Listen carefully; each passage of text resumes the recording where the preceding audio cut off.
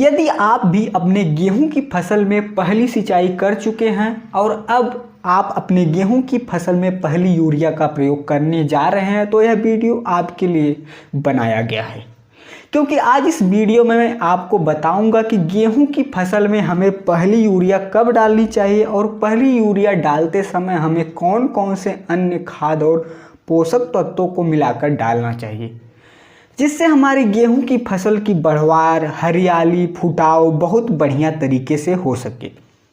हमारी जो गेहूं की फसल है किसान साथियों, उसका संपूर्ण विकास हो सके। तो इस वीडियो को पूरा ज़रूर देखिए। साथ ही यदि आप हमारे चैनल पर पहली बार आए हैं तो सब्सक्राइब करके बेल आइकन को ज़रूर दबाएं, ताकि आगे भी आपको गेहूं की खेती से जुड़ी हुई ऐसी वीडियो मिलती रहे।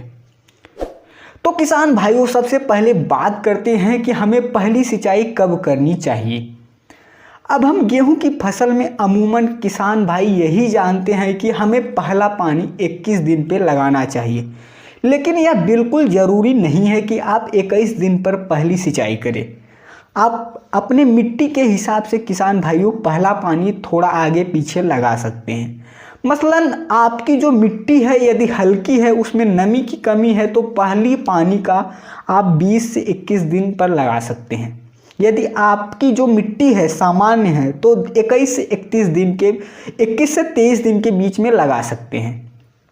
लेकिन यदि आपकी मिट्टी बहुत ही बढ़िया है, अच्छी है, उसमें पानी को पकड़ कर रखने की क्षमता है, तो आप पहली सिंचाई जो है कि 21 से लेकर 25 दिन के बीच में भी कर सकते हैं, कोई दिक्कत नहीं होने वाली है।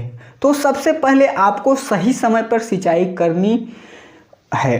पहली सिंचाई करने के लगभग 3 से 4 दिन बाद में आपको सबसे पहले यूरिया का उपयोग करना है, क्योंकि इस समय हमारे गेहूं के पौधों को सबसे ज़्यादा नाइट्रोजन की आवश्यकता होती है।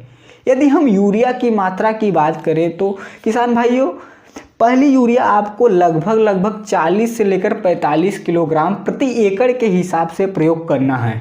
यदि हम इस समय यूरिया का प्रयोग करके किसान भाइयों, तो हमारे गेहूं के पौधों का वृद्धि विकास बहुत अच्छे से होगा, फसल हमारी हरी भरी बनी रहेगी।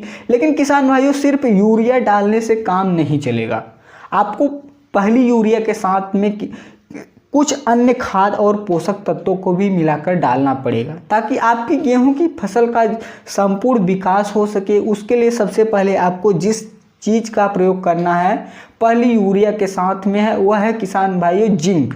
यदि आपने जिंक का प्रयोग गेहूं में बुआई के समय पर नहीं किया है तो यह सबसे बढ़िया समय है जिंक देने का। पहले यूरिया के साथ आपको जिंक मिलाकर ज़रूर डालना है। यदि हम जिंक की मात्रा की बात करें किसान भाइयों, लगभग आपको 8 केजी प्रति एकड़ के हिसाब से जिंक का प्रयोग करना है। जिंक तो मार्केट में बहुत प्रकार से आती हैं, जो 33% वाली जिंक आती है उसी का प्रयोग करना है। जिंक के यदि हम फायदे की बात करें तो किसान भाइयों, तो गेहूं में पहली यूरिया के साथ आपको जिंक जरूर डालना है। इसके बहुत सारे लाभ होते हैं।